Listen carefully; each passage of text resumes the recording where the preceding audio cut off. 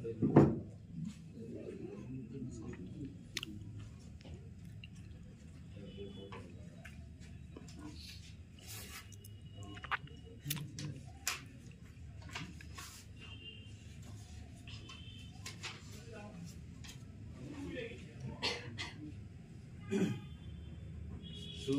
Mr. Kumar, your application for the PhD program in our department has been received. As there are other applicants who has already applied for the same program. We will keep you informed as long as your application will advance in queue. Regards, Performing Department, Boston University, United States of America. Advance in queue.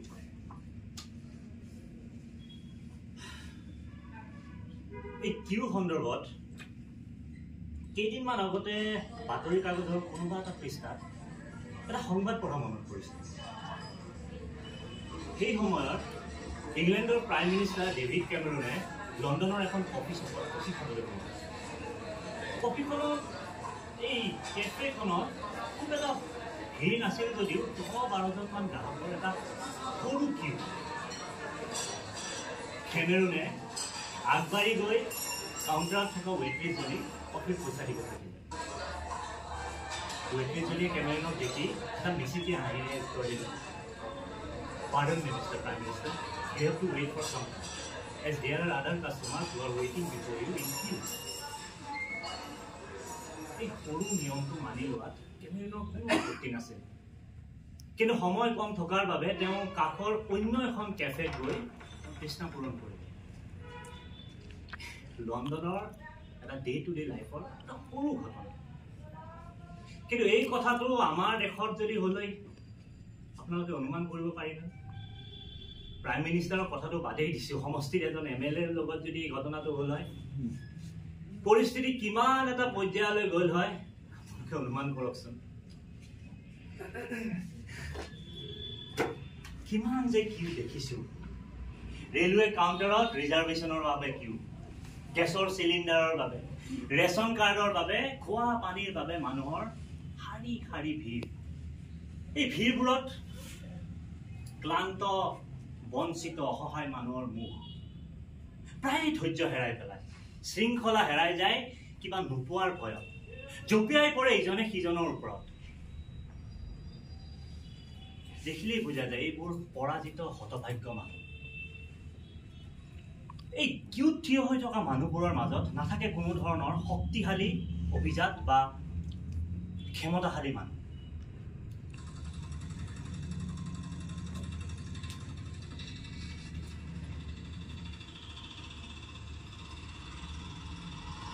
এদিন মাজনিশা দিল্লীৰ চাণক্যপুৰেদি অটুৰে গৈ থাকোঁতে American এম্বেচিৰ সন্মুখত দেখিলোঁ এটা সৰ্পিল Q.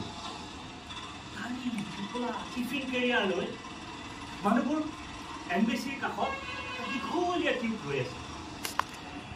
মই আচৰিত হৈ অটো চালকজনক সুধিলোঁ, "भैया ये लाइन किस लिए है?" "अरे साहब, ये अमेरिका जाने के लिए वीजे का लाइन है। वीजे का ऑफिस कल सुबह 9 बजे खुलेगा, इसलिए आधी रात से ये लोग लाइन में लगे हैं। साहब, जिनमें से आधे से ज्यादा लोग किसी और की प्रॉक्सी में हैं। मतलब असली एप्लीकेंट कल सुबह आएगा। ये हायर लोग हैं जो पैसे लेके उसकी जगह में खड़े हैं, ताकि कल सुबह आके वो असली एप्लीकेंट अपनी जगह में खड़ा हो। ऐसा भी होता है? अरे साहब, ये सिर्फ अमेरिका के वीजा के लिए नहीं है, यूके और कनाडा के वीजा के लिए भी यही हाल है। দেশ এৰি অন্য দেশলৈ যাবলৈ ওলোৱা এনে প্ৰৱণতা সঁচাই বিৰল। এই মানুহবোৰে অন্য দেশলৈ গৈ সৰু সুৰা কাম বিচাৰি লয়, এই কম্পিউটাৰৰ পৰা ডিছৱাশ্বাৰলৈ। সেয়া আছিল নিজৰ দুখুনি দেশ এৰি অন্য দেশলৈ পলায়ন কৰাৰ বাবে কৰা এটা কিউৰ কাহিনী।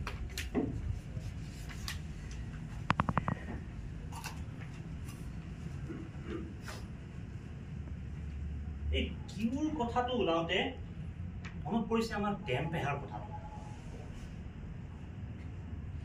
দেম পেহা আছিল এজন অতি শক্তিশালী ৰাজনৈতিক নেতা। মোৰ বাল্যকালৰ বন্ধু এজনৰ সৌজন্যতহে মই তেওঁৰ সান্নিধ্যলৈ আহিছিলোঁ।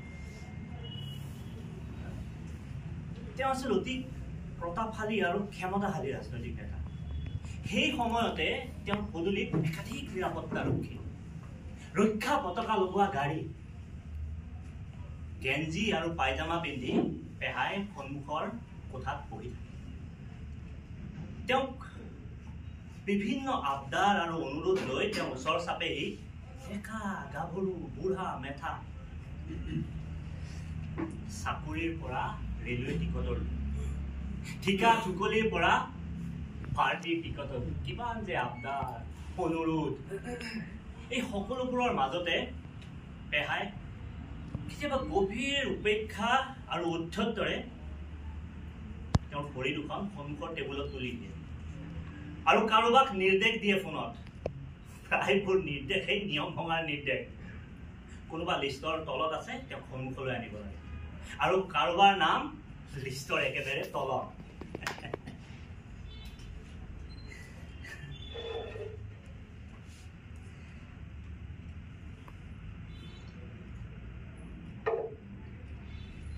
সেই সময়ত দেম পেহা আছিল আমাৰ বাবে অবাধ কৰ্তৃত্ব আৰু ক্ষমতাৰ প্ৰতীক।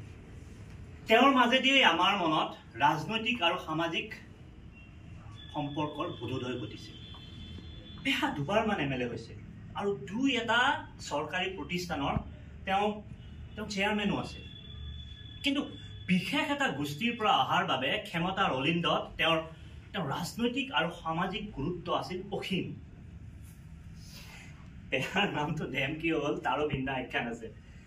তাৰে এটা হ'ল তেওঁ মাজে মাজে তেওঁৰ প্ৰতিবেশীক উদ্দেশ্যি গভীৰ অৱজ্ঞাৰে কৈ উঠিছিল, I don't give a damn to him. I don't give a damn. কিন্তু ইমানবোৰ উদ্ধতালি আৰু ক্ষমতাৰ প্ৰকাশৰ মাজতে তেওঁ আমাৰ দৰে ঘৰুৱা ল'ৰাবোৰৰ প্ৰতি বৰ সদয় আছিল। তেওঁ আমাক পঢ়া শুনাৰ খবৰ লৈছিল, আমাৰ কাপোৰ কানি আদি কৰি বিভিন্ন উপহাৰো দিছিল। তেওঁ মাজে মাজে আমাক ফুৰাবলৈও লৈ গৈছিল। এই ডাঙৰ চহৰখনত আমাৰ অভিভাৱক হিচাপে কোনো নাছিল। গতিকে দেম পেহা মোৰ আৰু মোৰ সমনীয়াসকলৰ একমাত্ৰ কেয়াৰ আছিল। তেওঁৰ কনভয়ত উঠি কৰা ভ্ৰমণৰ কথা আজিও সজীৱ হৈ আছে। ট্ৰেফিক ছিগনেলত ৰঙা লাইট জ্বলি আছে, অইন গাড়ীবোৰ শাৰী পাতি পাতি ৰৈ আছে সেউজ সংকেতৰ বাবে। কিন্তু দেম পেহাৰ গাড়ী সেই ছিগনেলত কেতিয়াও তেওঁৰ কনভয় আগবাঢ়ি যায় সদৰ্পে। আৰু যদি কেতিয়াবা কোনোবাই অগা দেৱা কৰাৰ চেষ্টা কৰে তেতিয়া দেম পেহাৰ নিৰাপত্তাৰক্ষীয়ে বুকুত সোধাইও দিয়ে।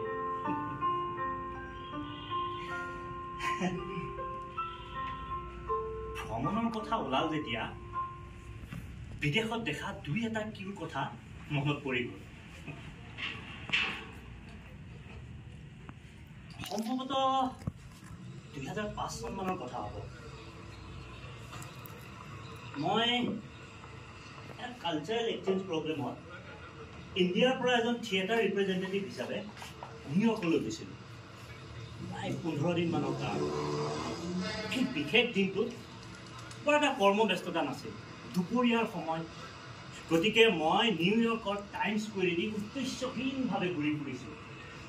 চাৰিওফালে ওখ ওখ অট্টালিকা, বিশাল বিশাল ডিজিটেল হোৰ্ডিং। সেই সময়ত গুৱাহাটীত ডিজিটেল হোৰ্ডিঙৰ প্ৰচলন একেবাৰেই নাই। হঠাৎ এটা কাউণ্টাৰৰ সন্মুখত, সম্ভৱতঃ 47 নম্বৰ ষ্ট্ৰীটত এটা দীঘলীয়া কিউ দেখিলোঁ। আগবাঢ়ি গৈ দেখি মনটো ভাল লাগি গ'ল। ব্ৰডৱেত মঞ্চস্থ হ'ব গৈ আছে বম্বে ড্ৰিমছ নামৰ এখন মিউজিকেল। এণ্ড্ৰু ল'য়ড ৱেবাৰ প্ৰযোজিত এই মিউজিকেলখনৰ সংগীত পৰিচালক আমাৰ দেশৰ এয়াৰ ৰেহমান। মুম্বাইৰ বস্তি অঞ্চলৰ পৰা অহা এজন যুৱকৰ বলিউডৰ তাৰকা হোৱাৰ স্বপ্ন দেখাৰ কাহিনী দেখি পুলকিত হলো যে এই কিউটোত থিয় হৈ থকা প্ৰায়ভাগ মানুহে ভাৰতীয় মূলৰ নহয়, মাৰ্কিন বা শ্বেতাংগ। আজি সন্ধিয়া বৰ বিশেষ কামো নাই, গতিকে টিকট এটা কাটি মই মিউজিকেলখন নাচাওঁ কিয়? গতিকে এই উদ্দেশ্যে মই কিউটোৰ শেষত থিয় হৈ লওঁ।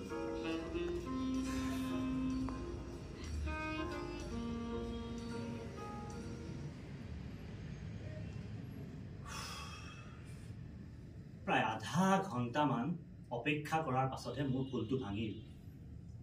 এই কিউটো বম্বে ড্ৰিমছৰ বাবে হৈছে সঁচা, কিন্তু আজিৰ দৰ্শনীৰ বাবে নহয়।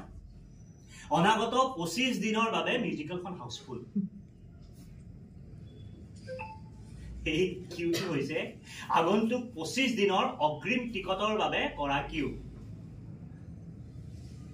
25 দিনৰ বাবে ধৈৰ্য ধৰাৰ মোৰ ক্ষমতা নাই, আৰু 25 দিনলৈতো মই নিউয়ৰ্কতে নাই। গতিকে গুৱাহাটীলৈ গৈ ভ্ৰাম্যমানকে চাম বুলি মনটোত প্ৰবোধ দি তাৰ পৰা উভতি আহিলো।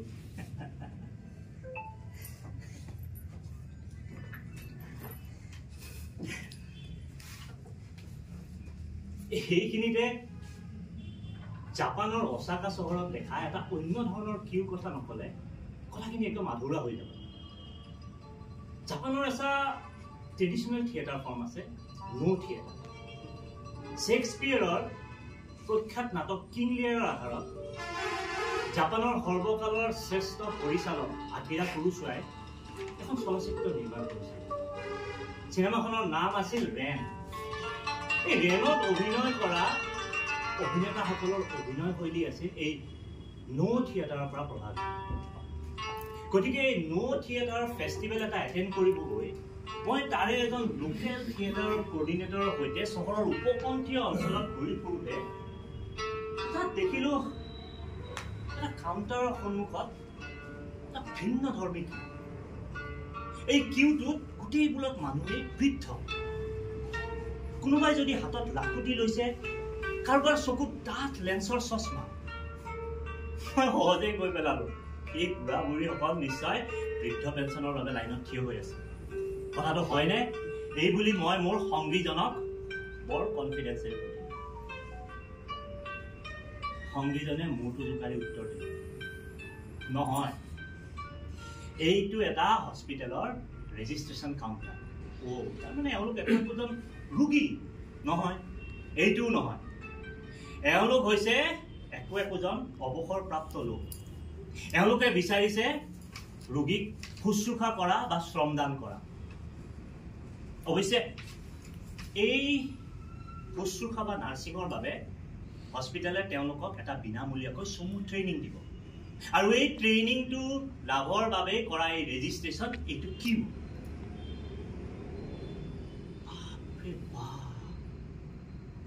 ইমান নিস্বাৰ্থ সমাজসেৱা। এই সুমথিৰা টেঙা সদৃশ আমাৰ পৃথিৱীখনৰ কোনোবা এটা কোণত মানৱ সভ্যতাৰ চিন্তাধাৰা ইমান উচ্চ মানদণ্ডৰ হৈ গৈছে, মই দেখি অবাক হৈ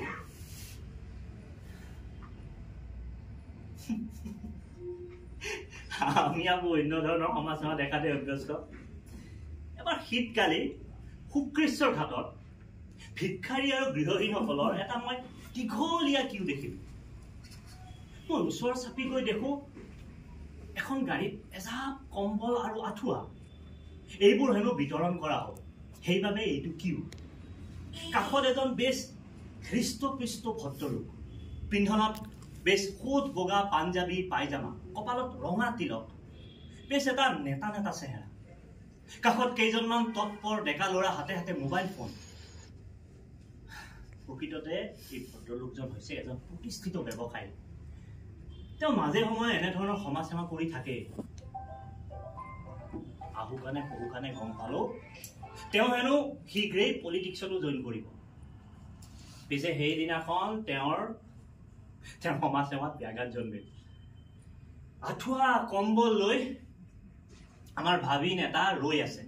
সন্মুখত ভিক্ষাৰী আৰু গৃহহীনৰ দীঘলীয়া কিউ। এই কেমেৰা পাৰ্চন নিউজ ৰিপৰ্টাৰবোৰ অহা নাই কিয়? খবৰ আহে আজি হেনো আহিব নোৱাৰে। চহৰৰ কৰবাত বোমা ফুটিছে আৰু আহিলেও বৰ এটা কভাৰেজ পোৱা নাযাব। হয় নেকি? ঠিক আছে, কাইলৈ দেখা যাওক। দিছ বেগাৰ্ছ কেন ৱেইট।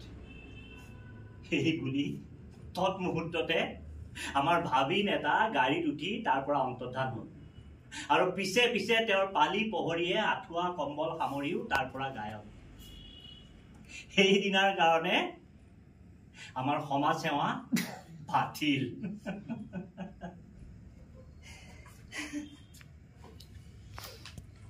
এয়া আছিল আমাৰ দেশৰ সমাজ সেৱাৰ এটা স্বৰূপ।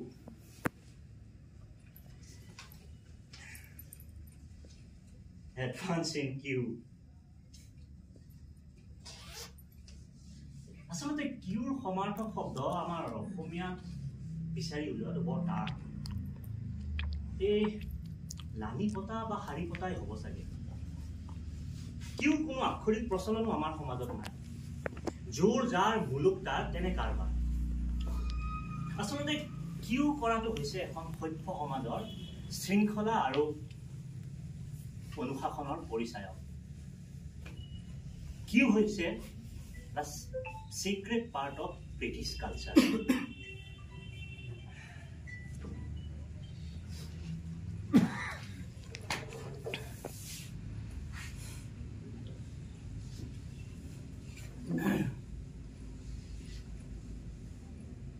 আচ্ছা, এই ডেম পেহাৰ কথাটো আধৰুৱা হৈ থাকিল নহয়। জু ৰোডৰ নিজৰ বিশাল অট্টালিকাটোত ডেম পেহাই শেষ দিনকেইটা কটাইছিল। ডেম পেহা কিন্তু তেতিয়াও সাহসী মানুহ আছিল। শৰীৰত সেই ৰিজুতা নাই, কাণেৰে নুশুনা হৈছে। যিকেইডাল চুলি আছে তাতো ৰূপালী ৰং, কিন্তু তাৰ পাছতো পেহাক মানুহে সমীহৰ চকুৰে চাইছিল। তেওঁৰ বহু কনিষ্ঠ সহকৰ্মী এতিয়া শাসকীয় দলৰ নেতা, মন্ত্ৰী, প্ৰভাৱশালী উচ্চপদস্থ বিষয়া। আমাৰ সম্বন্ধীয় ছোৱালী এজনীয়ে এই মেডিকেল কলেজত পঢ়াৰ চেষ্টা কৰি আছে। এন্ট্ৰেন্স এক্সামো দিলে, পিছে নাই, মাৰ্কছ একেবাৰে কম। ৱেইটিং লিষ্টৰ একেবাৰে শেষত তাইৰ নামটো। গতিকে উপায়ন্তৰ হৈ তাইৰ অভিভাৱক পেহাৰ সান্নিধ্যলৈ আহিল।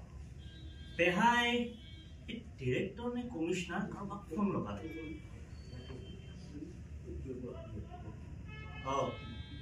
মই ৰুদ্ৰজিৎ বৰুৱাই কৈছোঁ। হয়, সেইজন হ'ব হ'ব। আচ্ছা শুনকচোন, এই পুষ্পাঞ্জলি নাথ নামৰ কেণ্ডিডেটটোৰ ষ্টেটাছটো কিনো? কি ক'লে? ৱেইটিং লিষ্টত? হা, শেষত? আচ্ছা এটা কাম কৰক, এই তাইৰ নামটো ৱেইটিং লিষ্টৰ পৰা ওপৰলৈ আনক। নাই নাই, চিলেকশ্যন লিষ্টত আনক। শুনক, এইবোৰ নিজৰ মানুহ। আমাৰ মানুহ ডক্টৰ ইঞ্জিনিয়াৰ নহ'লে কোন হ'ব? চিলেকশ্যন লিষ্টত ৰাখক, বুজিলে? কামটো হ'ব লাগে। ৰাখিছোঁ।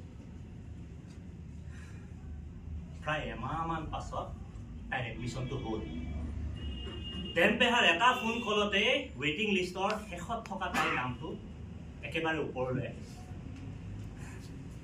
পেহা এতিয়াও প্ৰভাৱশালী মানুহ। পেহাই অইন মানুহৰ দৰে এতিয়াও কিউত থিয় হ'ব নালাগে।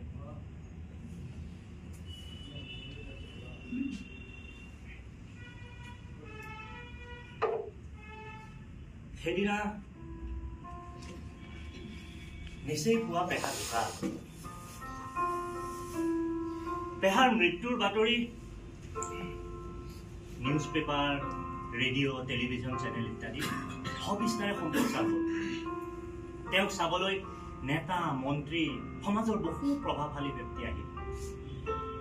এজন ৰাজনৈতিক নেতাৰ কৰ্তৃত্ব, ঔদ্ধত্য আৰু ক্ষমতা আমি তেওঁক দেখিয়েই গম পাইছিলোঁ। তেওঁ আমাক কৈছিল যি মানুহে কিউত থিয় হয় সি সাধাৰণ মানুহ আৰু যোনে কিউ ভাঙিব জানে তেওঁহে সমাজত সমীহ আদায় কৰে আৰু গোটেই জীৱন তেওঁ সেই একেই কৰ্তৃত্বৰে কটাই গ'ল। বিয়লি সন্তেষ্টি ক্ৰিয়াৰ বাবে আমি সাজু হ'লো। পৰিয়ালৰ লোকে নৱগ্ৰহ শ্মশানতেই নিয়াৰ সিদ্ধান্ত লৈছে। পেহাৰ অন্তিম যাত্ৰাত বৰ বেছি মানুহ নাছিল যদিও প্ৰশাসনৰ পৰা পঠোৱা 2খন পুলিচ ভেন আছে। ট্ৰেফিক পুলিচে বাট এৰি দিলে। পেহাৰ শেষ যাত্ৰাটো সেউজীয়া লাইটেই জ্বলি থাকে। ক্ষমতাশালীৰ যি গৰ্ব অহংকাৰ আৰু কৰ্তৃত্বৰে তেওঁ গোটেই জীৱন জীয়াই গ'ল, মৃত্যুৰ পাছতো সেই একেই অলংকাৰৰে তেওঁ জিলিকি থাকে। শ্মশান পাওঁতে পাওঁতে 3মান বাজিল। সন্ধিয়াৰ আগে আগে সকলোবোৰ শেষ কৰিব পাৰিলে ভাল হয়। পিছে লাগিল নহয় লেখাটো শ্মশানতে। শ্মশানৰ চিতা 3খন, 3খনতে শৱ উঠোৱা হৈছে। এজন যুৱকৰ এক্সিডেণ্টত মৃত্যু হৈছে। হস্পিটেলৰ এটা বেমাৰীৰ লাশ এইমাত্ৰ এটা NGO জ্বলাব লৈছে আৰু কোনোবা এজন অচিন বৃদ্ধৰ মৃতদেহ এইমাত্ৰ চিতাত উঠোৱা হৈছে। ডজনে ডজনে ফুলৰ মালা ধূপ ধূনাৰে সজ্জিত পেহাৰ মৃতদেহটো লৈ আমি শ্মশানৰ গেটতে বহি ৰলো। কি যে কাঠলীয়া ঘটনা! 3খন চিতা 3খনতে শৱ উঠোৱা হৈছে। শুই শেষ হওঁতে 2 ঘণ্টা সময়টো লাগিব কমচে কম। এতিয়া যিমানেই জৰুৰী নহওক কিয় চিতাৰ পৰাতো শৱ নমাই আনিব নোৱাৰি।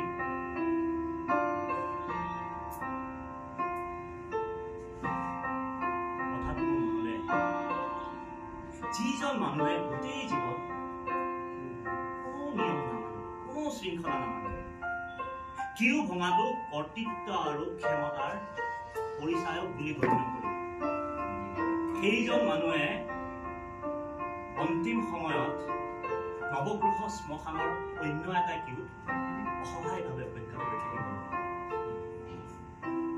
কি যে বিড়ম্বনা!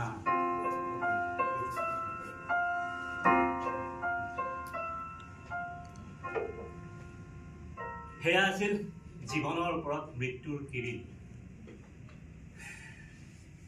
পেহা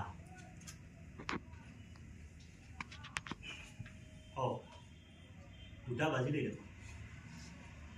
এওঁ অহা সময় হৈছে। এওঁ মানে মোৰ পত্নী। তেওঁলোকৰে ভাল বুজিছে। কলেজত 2টা ক্লাছ সময়মতে যাব আৰু ক্লাছ শেষ হ'লেই পঞ্চাতেই ঘৰ। আৰু আমাক চাওঁ থিয়েটাৰ কৰোঁ, নাটকৰ ৰিহাৰ্চেল, ৱৰ্কশ্বপ, দেশ বিদেশ চহৰ নগৰ, থিয়েটাৰ ফেষ্টিভেল, ছেমিনাৰ এটেণ্ড কৰি ঘূৰি ফুৰোঁ। কোনো স্থায়িত্ব নাই। মই গেটখন খুলি দি থৈ আহোঁ।